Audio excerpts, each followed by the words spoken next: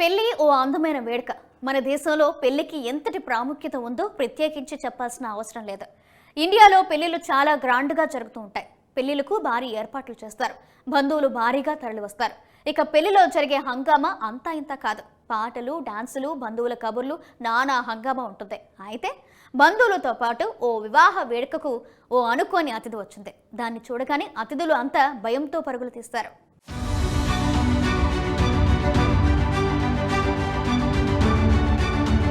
ఉత్తరప్రదేశ్ రాజధాని లక్నోలో ఓ వివాహం జరుగుతోంది. బంధుమిత్రులతో ఆ ప్రాంగణమంతా కోలాహలంగా ఉంది. ఎప్పుడు వచ్చిందో, ఎక్కడి నుంచి వచ్చిందో, ఎలా వచ్చిందో కానీ ఓ చిరుతపులి అక్కడికి వచ్చింది. నేను అతిథినే అన్నట్టుగా ఓ చోట కూర్చుని చక్కగా పెళ్లి తంతు చూస్తూ ఉంది. మొత్తానికి ఎవరో ఈ చిరుతను గమనించారు. దెబ్బకు కేకలు పెట్టడంతో ఆ ప్రాంగణమంతా క్షణాల్లో గందరగోళంగా మారిపోయింది. అతిథులంతా తలో దిక్కు పరిగెత్తారు. కొందరు అటవీ అధికారులకు సమాచారం ఇవ్వటంతో వారు పశువైద్యులను వెంట పెట్టుకొని ఘటనా స్థలికి చేరుకున్నారు.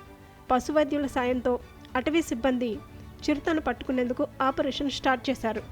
దాదాపు 2.5 గంటల పాటు శ్రమించి చిరుతను బంధించి తీసుకెళ్లారు. దీంతో అందరూ ఊపిరి పీల్చుకున్నారు.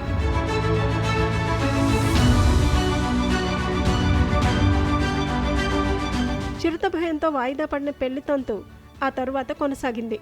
అటవీ అధికారులు, పోలీసులు సకాలంలో ఘటనా స్థలికి చేరుకొని రెస్క్యూ ఆపరేషన్ చేపట్టడంపై ప్రశంసలు కురిపిస్తున్నారు. 80 నుంచి 90 కేజీల బరువున ఈ చిరుత ఖేరీ అటవీ ప్రాంతం నుంచి తప్పిపోయి ఇటు వచ్చి ఉండొచ్చని అటవీ అధికారులు తెలిపారు. చిరుతను బంధించి తీసుకెళ్లిన అధికారులు అనంతరం దానిని సఫారీ ప్రాంతంలో విడిచిపెట్టారు. కాగా చిరుతను బంధించే క్రమంలో చిరుత దాడి చేయడంతో ఓ అధికారి గాయపడ్డారు.